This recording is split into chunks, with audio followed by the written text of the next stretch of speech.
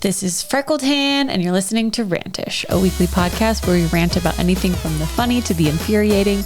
Come for the rants, stay for the company, because even if you disagree, you always belong.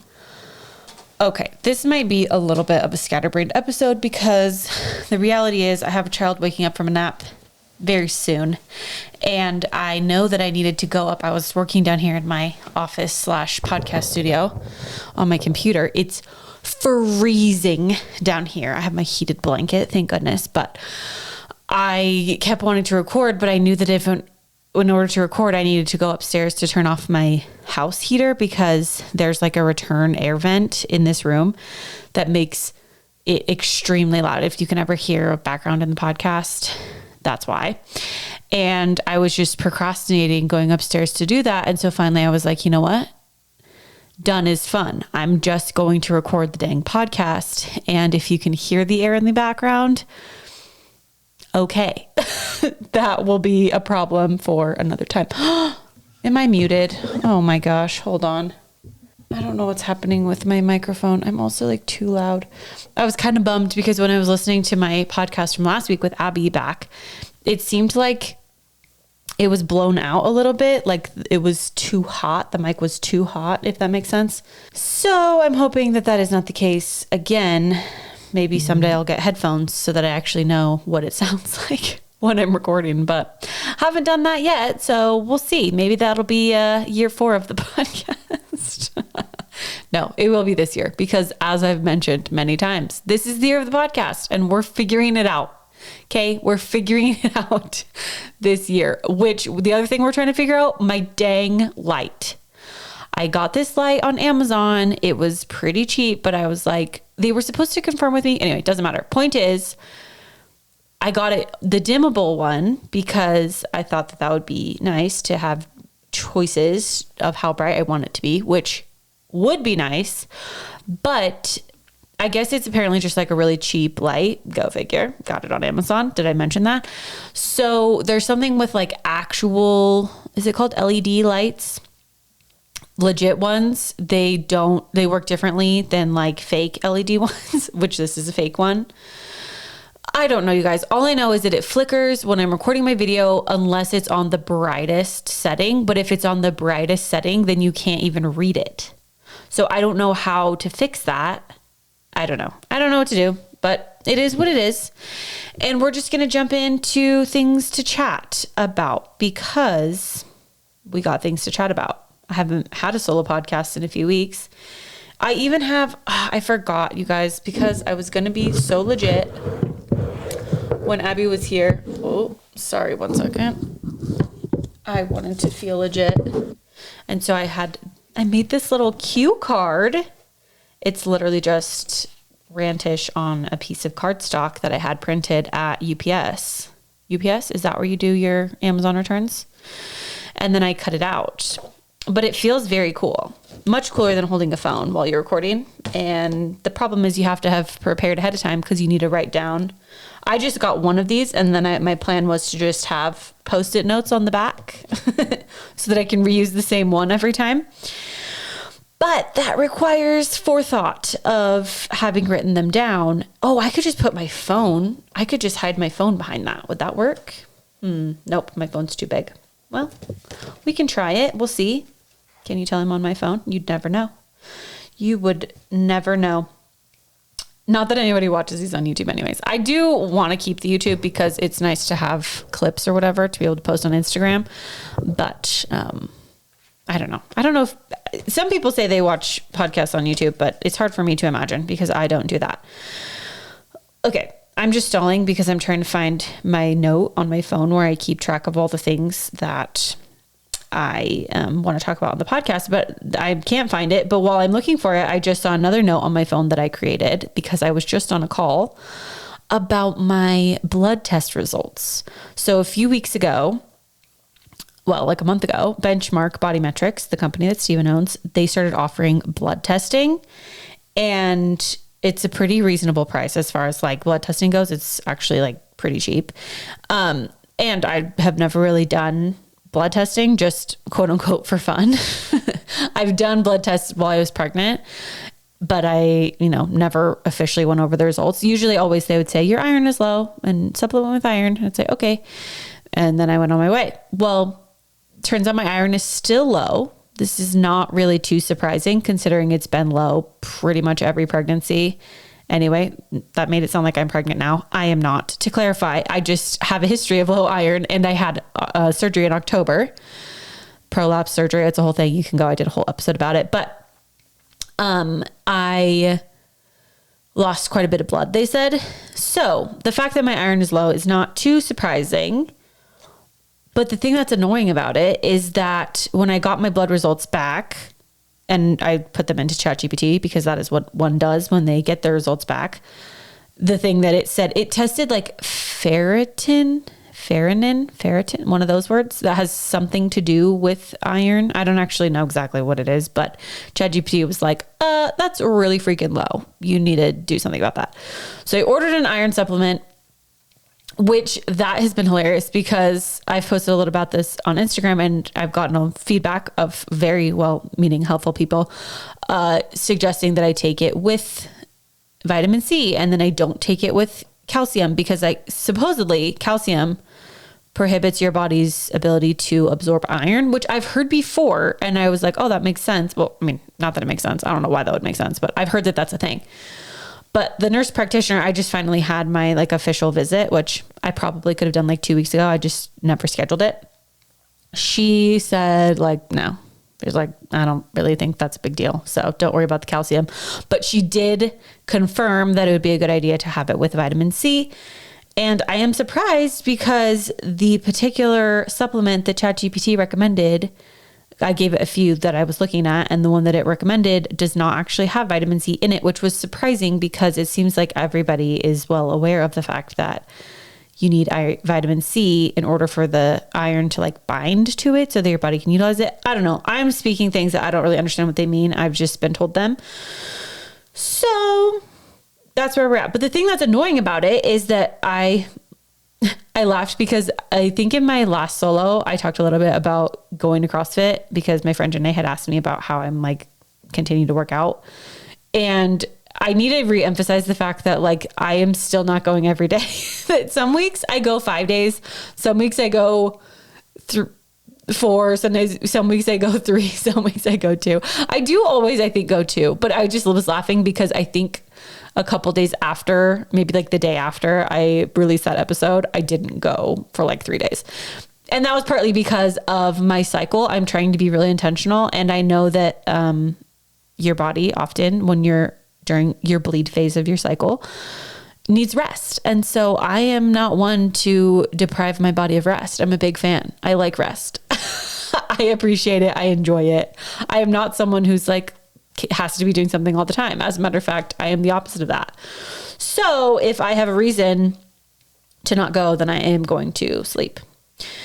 Okay, I still haven't found my note because I have been too busy yapping. Oh, I found it, and we have many things to discuss. Okay. I wanted to say one more thing about the iron though, because somebody said don't have it with calcium, which when I think calcium, I think milk, right? That's the go-to. Thanks propaganda, 90s propaganda, whatever. So I know that we are known as the milk household. Yes, this is a fact. We go through a lot of milk, but interestingly, I actually drink very little milk. When I'm pregnant, I drink quite a bit more, but on the usual day to day, I'm if I have a rich dessert, some chocolate brownies or a cookie or something, then yeah, I'm going to have a glass of milk, but I just really don't drink anything at all, ever. Because I'm chronically dehydrated as well. Anyway, ever since I was told not to have the calcium with the iron, all I can think about is milk. I just want milk all the time. I'm so thirsty and I only want milk. And I've never really been on a diet before, a food diet, traditional, whatever, don't eat these foods. And this was the perfect illustration of why I would make a terrible dieter, because once somebody tells me not to have something or that I can't have it, and this was even just don't have it within 3 hours of taking your iron. So I was okay, so 6 hours of the day, I can't have milk. When I tell you all I wanted was milk every hour of the day, I I was thinking about it all the time. It was so weird. And now this is the hilarious thing. Now that she told me like, it's fine, you can have calcium, it doesn't matter, I'm literally not even going to think about milk anymore, because now that I have permission, it's going to be like, I don't care. I don't want it. I don't need it. It doesn't even sound good. So that's on, I don't even know. Your brain is really powerful, which brings me to my other point that I'm annoyed about, because with my workouts, I don't push myself super hard. I told you this before. I'm like pretty chill. If I'm there, that means I'm not in bed, which is a win. Like, I don't need to be getting super sweaty. I don't need to be like getting crazy. I'm literally just there to be out of my bed. And so I do a fairly good job of like not pushing myself too hard. Some may say that I don't push myself hard enough, which would be a fair critique.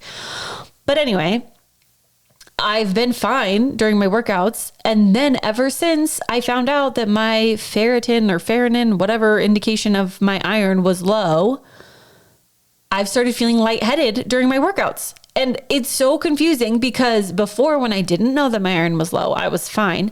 And I have not been pushing myself harder than I was before. But all of a sudden, my body is just like, whoa, any movement where I have to go down and stand up, like a bodybuilder. I mean, I don't do burpees. Swore those off. Maybe someday. But like a bodybuilder or a, what other things do you do when you go down on the ground? I can't think of anything. Mainly burpees. Going from laying down, sitting down to standing, I just get like so so lightheaded, and I feel like I'm going to pass out. So I've been accommodating even harder than before, which is, I'm not mad, but also it is a little bit annoying. I will not lie. Okay. Speaking of food though, I have such a good food story for you. Oh my gosh, I was dying. So I love tomatoes. I grew up in a house where tomatoes were like apples. We loved them. My dad's always been a big gardener. We always had fresh garden tomatoes in the summer, and we would just like slice up a tomato, sprinkle some salt on it, and you'd eat it. Like, delicious. I love them. Or cherry tomatoes, whatever, grape tomatoes, all the tomatoes. Love them. Well, I am married to a person who loathes tomatoes to a level that I just think is being dramatic, honestly. At the same time, he will actually gag. Like, it doesn't feel intentional, because I agree. And he always says it would be a lot more convenient if he liked tomatoes, just because, you know, he doesn't like being high maintenance. So I truly believe that if he could get away with tolerating tomatoes, he would. Although it's funny, because he was just on a little trip with some friends, and on a little trip, I don't know why I said it like that. He did a fitness competition thing called High Rocks. And why did that sound like a Utah voice again? High Rocks? Something about that sounded weird. He went with some friends, and one of his friends was like, you just got to suck it up. I trained myself to like tomatoes, and you can do it too. So we'll see. We'll see how that goes. Point being, none of our children like tomatoes. We've decided that it's a genetic thing, that like some people, their genetics. Have you heard that about cilantro? Some people think cilantro tastes like soap, or they just really, really hate cilantro, whereas some people love it. Something about the way that it tastes. We have been convinced that that is also the case for tomatoes. And like, some people can taste this weird thing about tomatoes that other people cannot. So I'm in the one camp, Steven is in the other. And as luck would have it, all of our children hate tomatoes, except for the baby. So I've made the joke of like, why did you keep having kids? Because I needed one that would finally eat tomatoes. He's always liked tomatoes. And it was interesting how my other kids, even when they were in the new exploratory phase of eating foods, they would eat anything but tomatoes. They would not eat tomatoes, but they'd eat anything else. Well, what is happening? I'm so worried, because my thing just said that it was muted again. What is happening, you guys? Why is technology... The podcast is cursed. I'm telling you, this is crazy. If the audio on this whole thing has been bad, I'm going to be so bugged. Okay, I'm recording on my phone too now, just perchance everything goes crazy. Back to the tomatoes. So... Oh man, I thought that I had the actual quote in here, but I don't. So the other night, randomly, my kids will see, because I usually will still buy tomatoes for me. I didn't for a long time because it felt silly to buy tomatoes, that I was the only person that was going to eat them. But then I realized how much I missed tomatoes, and I found these ones from Costco. I think they're like Campari, something like that. Tomatoes. They have them at Costco and Sam's. They are the best store-bought tomatoes. They're so good. So I started buying those, and no regrets. And I can usually get through the whole thing without them going bad, which is always why I wouldn't buy them before, because I didn't get through them before they would go bad. Okay. And just regular store-bought tomatoes aren't that good anyways, but these ones are. Point being, every so often, maybe once or twice a year, my kids will say they want to try a tomato again. And I'm always all about that. I'm like, yes, for sure. We're going to try tomatoes again, because I'm just determined that one of these days they're going to love them.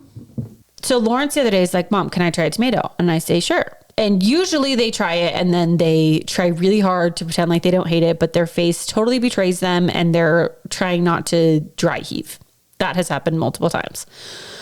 So I give Lawrence the tomato and he gives me the thumbs up. He's like, it's good. I'm like, whoa, okay. This is a big moment. Trying not to get my hopes up, but like, whoa, I like this. He has another piece. He asked for another piece, another slice of tomato. I'm like, oh my gosh. So I give him another slice of the tomato. Well, I think he probably had like half of a tomato's worth. These little tiny tomatoes, they're not big. And he seems like he's loving it. And then like a minute later, I look over at him and he just has this horrified face, like this just disgusted, horrified, like sick looking face. And he just says, for some reason, I feel like I need to throw up now, and it's because of the tomatoes. It was just so funny because he was so sincere about it. And he just was like, he was loving the tomatoes. And then all of a sudden he was like, I think I need to throw up now because of the tomatoes. But then like a minute later, he was fine. So I'm still very confused. I don't know if he's going to be willing to try them again in the future. But it was so funny because he was like having more and more and more. And then all of a sudden he was just over it. So I just give him credit for the attempt because I appreciate. Okay. Into the topics of the day. So I mentioned that Steven went out of town. He went to Arizona for the weekend. And while he was gone, I got bamboozled by our eldest child. If you recall, once upon a time this is going to be a dangerous conversation, because this is involving pets, which I am not, how do I put this in a way that's not going to get me canceled? I am not a pets person. That's probably enough to get me canceled. Just saying that. Yikes. So for Lydia's birthday a while ago, she had wanted a hamster. And I had kind of said, like, Steven, this is your domain. I don't mess with the animals. So this is on you. So you may recall that he went and took her to pick up her hamster. It escaped out of the box that it was in the car on the way home. And so it was loose in the car and Lydia was screaming and crying and Steven thought it was the funniest thing ever. And I was just grateful that I wasn't the one driving because the odds of a car accident in that scenario are a 100% for me, because I would have been also screaming and crying and freaking out if there was a animal wandering around the car while I was driving. Anyway, S'more was the name of this dear creature. And this dear creature lived a lovely life, but not a long life. I know I shouldn't laugh. We don't know what happened. Lydia just went to get her out of her cage one day and she was no longer with us. So it was a very sad moment. Genuinely very sad. I felt sad for Lydia. I didn't have a ton of attachment to the creature itself, but I have a lot of attachment to my child, who has a lot of attachment to it. So it was a sad day.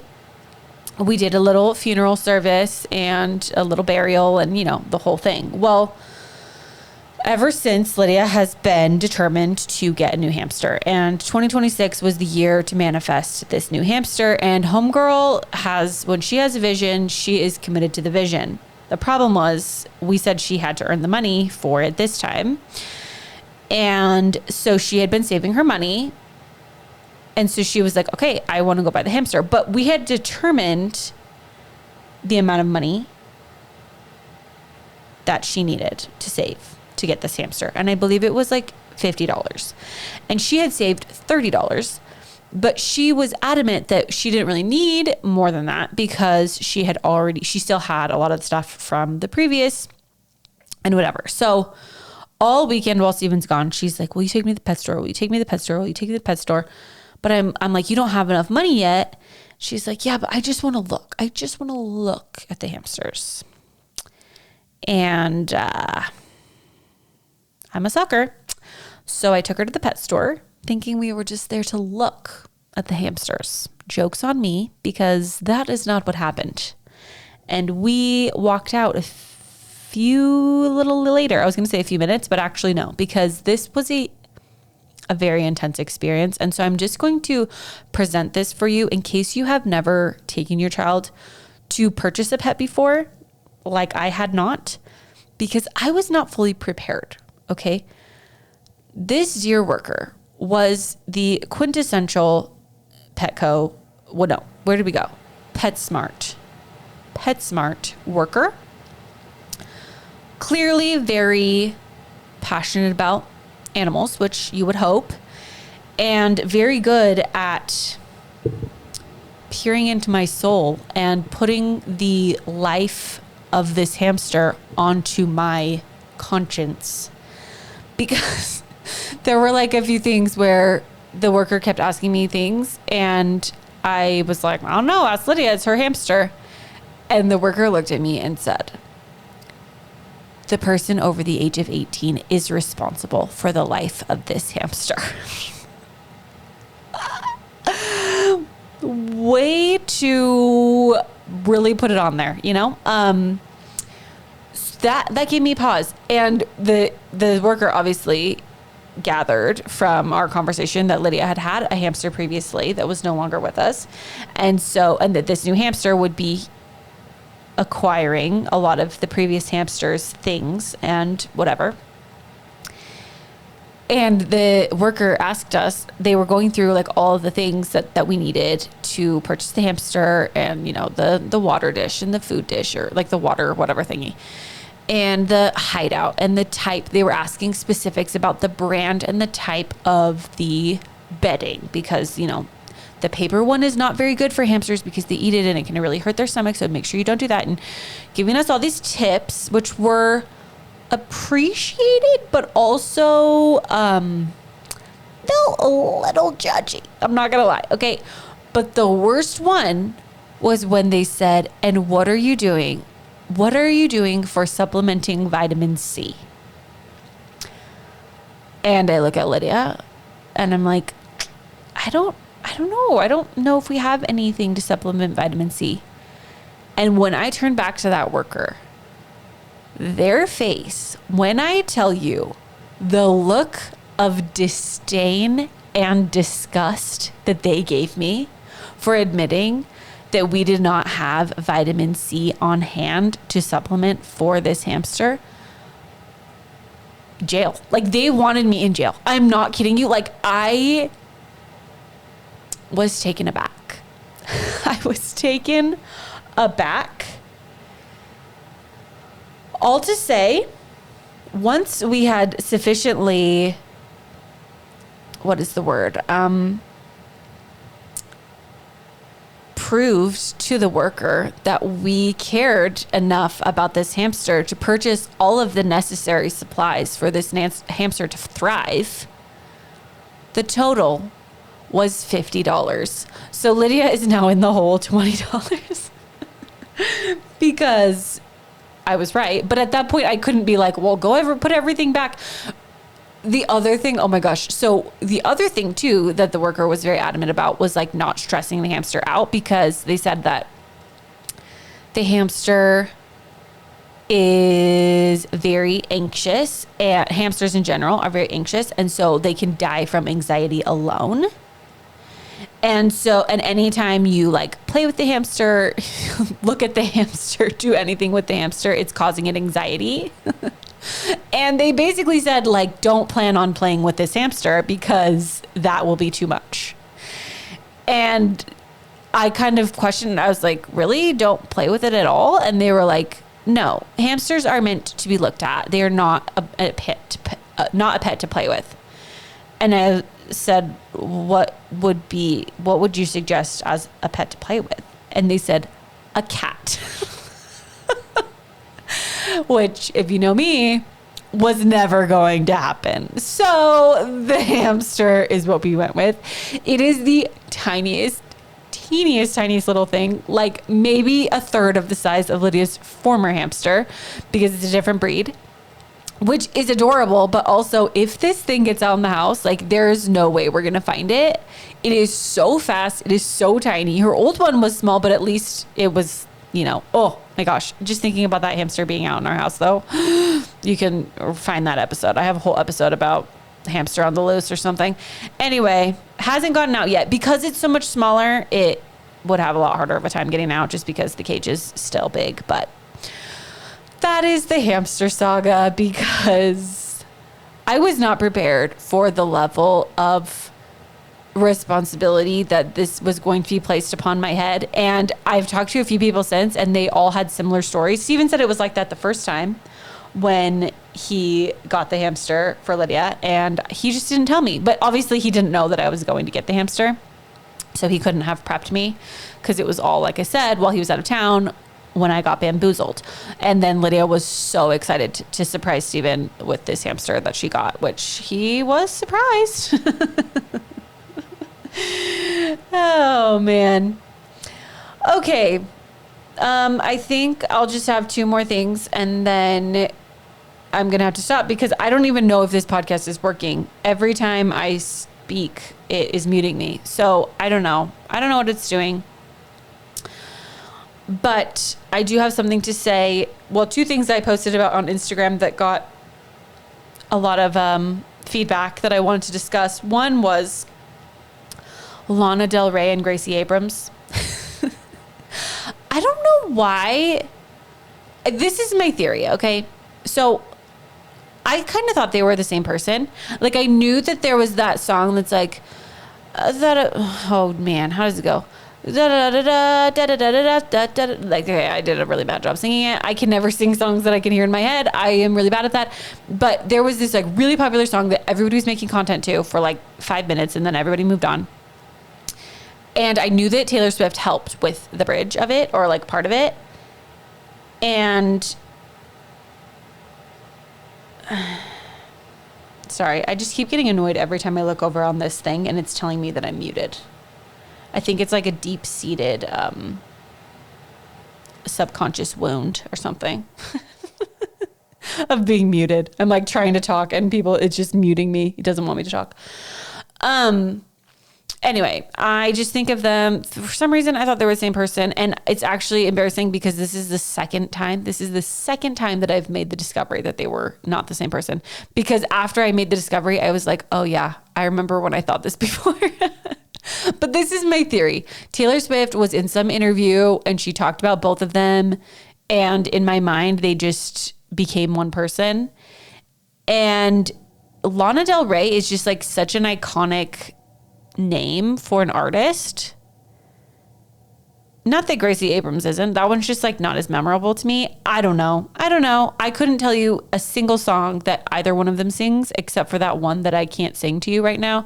But it's got a really cool chorus, like a really good bridge. Something about remember how I died. That's the line. But I couldn't tell you any of the other words. Okay. Anyway, that's my explanation. Also, once my heater turns on, do you hear this? It like turns off and then it turns immediately back on. This is a rough, you guys. This is rough. Okay, last and final thing. I posted about how I am kind of obsessed with this like lavender color, like a light purple moment. It's the color of my headphones, the color of my water bottle, the color of my phone case. Oh, hey, I have my phone case. My phone case is the color of one of my favorite shirts right now. I got another shirt. Actually, I have 3 shirts in this color now. I'm just loving it. Everything I see. I just bought Lydia a sweatshirt in this same color. And I posted a picture with that. And somebody, shout out to Goal Getter Girl. I can't remember your name. I'm so sorry.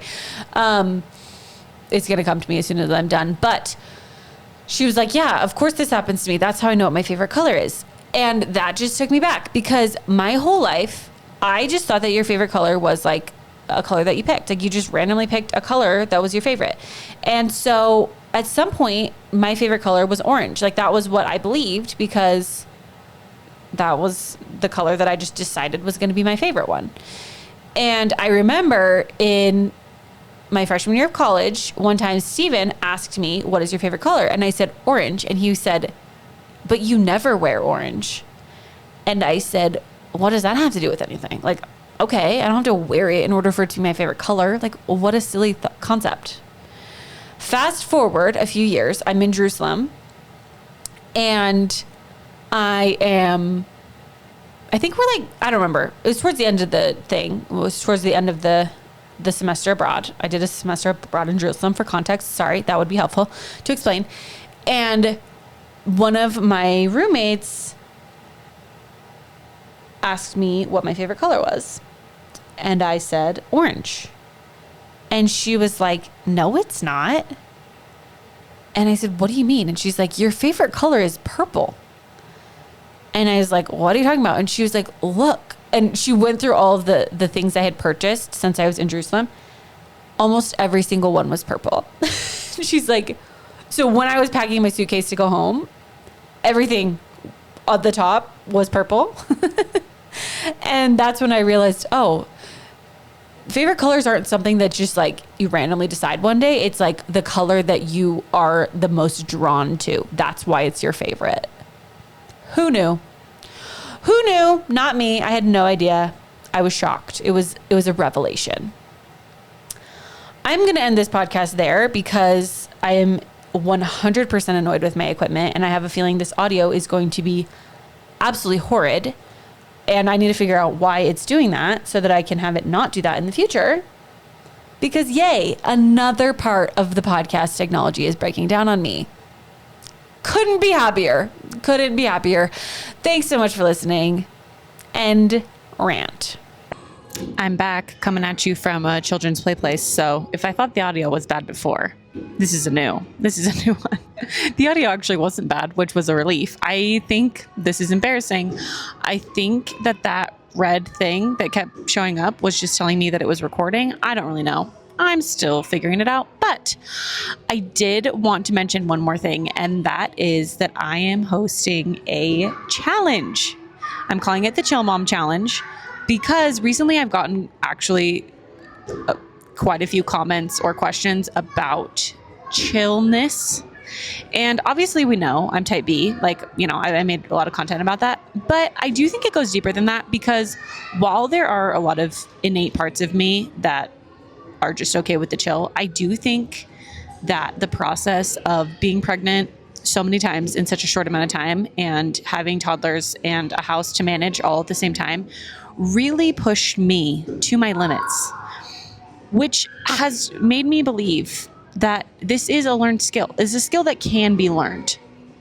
And I've done a little bit of coaching in the past, like one-on-one with people with some good feedback. So I think that this, like, basically what I'm saying is this challenge is not entirely unproven. Have used similar things with people in the past. This is just kind of a new presentation of it.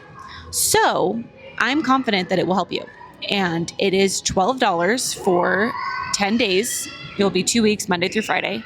However, if you get on the wait list, there's actually a 50% off discount code that you will receive. So if this is intriguing to you, check out more information in the show notes. It kind of breaks down everything, who it's for, who it's not for, why it would be helpful to you, what it is, what it isn't, all that kind of thing. Check that out in the show notes. And then if you're interested, get on the wait list so you can get that awesome discount code. And I will catch you next week. Thanks for listening. Bye.